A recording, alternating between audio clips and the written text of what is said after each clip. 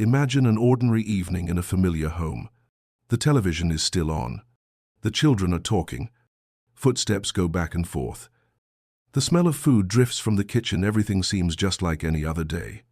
And yet, in that very moment, you feel an invisible gap between yourself and your loved ones.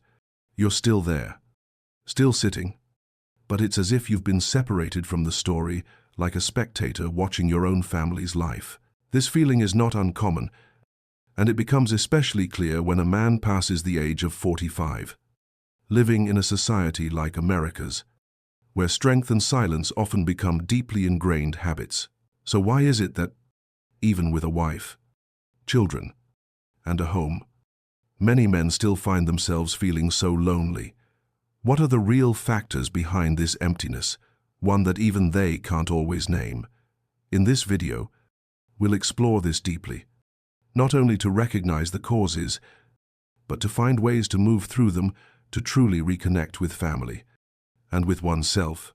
And it all begins with the seemingly small changes in everyday life. When a man turns 45, life often brings more changes than he ever imagined. In work, he may have reached a stable position, but along with it comes a sense of emptiness, as the goals that once drove him no longer seem to hold the same pull. This is the moment when many begin to face the question, what is the true meaning of my life? In American society, where strength and independence are highly valued, men rarely share their true feelings. They're used to staying silent, hiding exhaustion behind a strong exterior. That prolonged silence unintentionally becomes a wall between them and those around them. According to a study by the CDC and surveys from Pew Research, more than 60% of men over 45 in the U.S. admit to feeling lonely, even with a family and a career. A common reality is that their children have grown up and gone their own ways. Old friends are increasingly out of touch, and health begins to decline, making loneliness easier to creep in.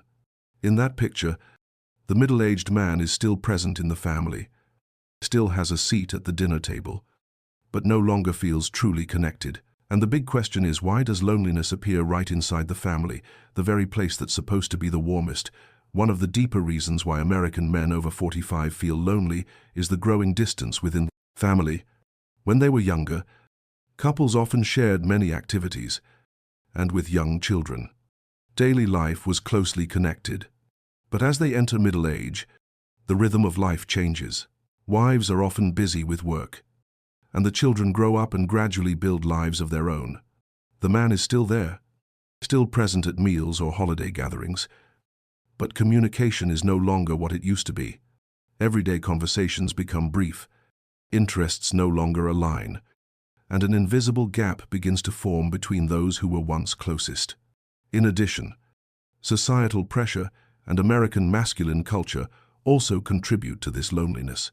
From a young age, many men are taught to be strong, to be independent, not to complain or show weakness. When they're tired, they tend to stay silent. When they're sad, they keep it inside.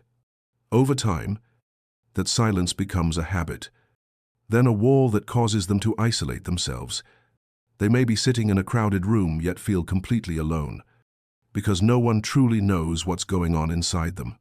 Another reason is the midlife crisis. This is the stage where people look back on the path they've taken and ask themselves, what have I achieved? What do I still want? In youth, work, career, finances, and family were clear goals. But after having almost all of it, many men suddenly realize they no longer have a new goal to pursue.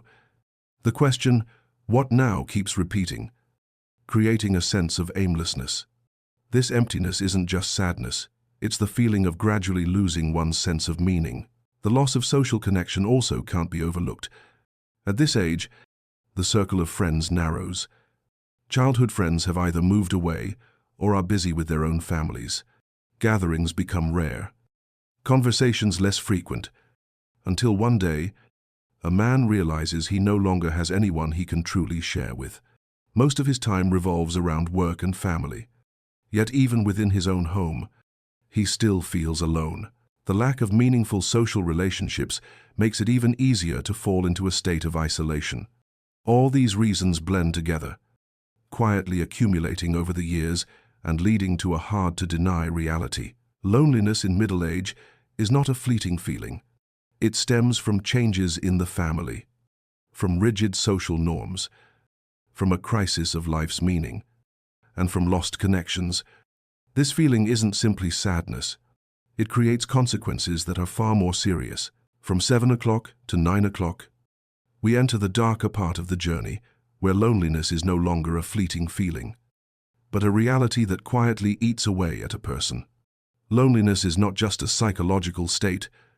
It is an invisible force that pushes the mind into disorientation. Many people describe it as standing in a crowded room and yet feeling completely unseen.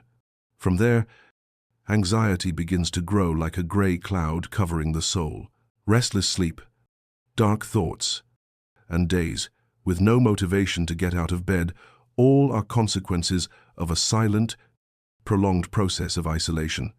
In the family, loneliness doesn't just attack the individual, it fractures the bonds. When conversation turns into silence, when understanding gives way to misunderstanding, the distance between family members grows. In many couples, the lack of emotional connection easily leads to endless arguments, or worse, prolonged silence that leads to breakup. Many divorces stem from the feeling that we no longer belong to each other, a typical manifestation of loneliness in marriage. On physical health, many studies have shown that social isolation increases the risk of cardiovascular diseases and high blood pressure. People who live in loneliness often have irregular heart rates, higher blood pressure, and slower recovery from illness compared to those with strong social connections. In many cases, they turn to alcohol or stimulants as a temporary escape to fill the emotional void, but it only harms their bodies even more. On a societal level, the image of a middle-aged man living alone, coming and going quietly, barely noticed, is becoming more common. They gradually become invisible, no longer present in conversations, no longer named in gatherings, no longer visible in the community. What's striking is that this process happens so quietly that even they may not realize the world has left them behind. And then, a natural cuestionarices. So, how do we escape this cycle? The good news is there are always specific solutions, and we will continue exploring the doors that have always been open, even if in the darkest moments you may have forgotten they existed. The moment we realize we're falling into the spiral of loneliness is also when the first light can appear if we actively seek it. The solutions don't have to be grand. They begin with very small, very close, and very real changes. Start with the home, the closest place, but sometimes the farthest. It might be an ordinary evening, when you've just sunk into the sofa after a long day. Don't turn on the television right away. Try turning to your partner and saying something small. It doesn't need to be deep. It doesn't need to be philosophical. Just something simple like, "I feel a little tired today. Probably didn't sleep well." A sentence like that, seemingly trivial, can be the small door that opens up bigger conversations. When you start being honest about your emotions, whether it's exhaustion, pressure, or simply emptiness, the person next to you will feel your real presence, not just a quiet shadow in a shared house. From family, expand outward into society. Loneliness doesn't disappear if you keep yourself locked in a tight routine between home and work. Try joining a morning running group or a small club in the neighborhood. There, you don't need to be good or prove anything, just show up, and when you show up, you'll slowly begin to feel seen. It might feel awkward at first to talk to strangers, but a smile, and the content, a simpler greeting, is sometimes enough to create a connection. You could also reach out to an old friend, someone you haven't spoken to in years. No need for long messages. Sometimes just a line like, "How have you been? Want to grab a coffee sometime?" The opportunity isn't in the reply, it's in the courage you had to reach out. Next comes a deeper shift, redefining yourself. Some loneliness comes from no longer knowing who we are in this society. At that point, a meaningful path is sharing. Not sharing on social media, but real sharing directly with real people. Have you had valuable life experiences? Try joining mentoring programs for young people, or simply become a listener in community activities. When you use your experiences to help someone through a hard time, you'll feel your presence becoming meaningful. Loneliness doesn't disappear then, but it softens through the feeling of being needed, and not to be forgotten taking care of yourself. No one can connect with the outside world when they're decaying inside. Start with very concrete things: a morning walk, 15 minutes of journaling before bed, or a therapy session if you feel overwhelmed.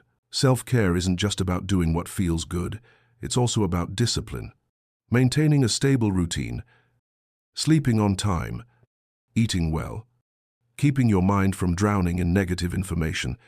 These things may be small, but when done consistently, they build a strong foundation so you're not swept away when emotional waves hit.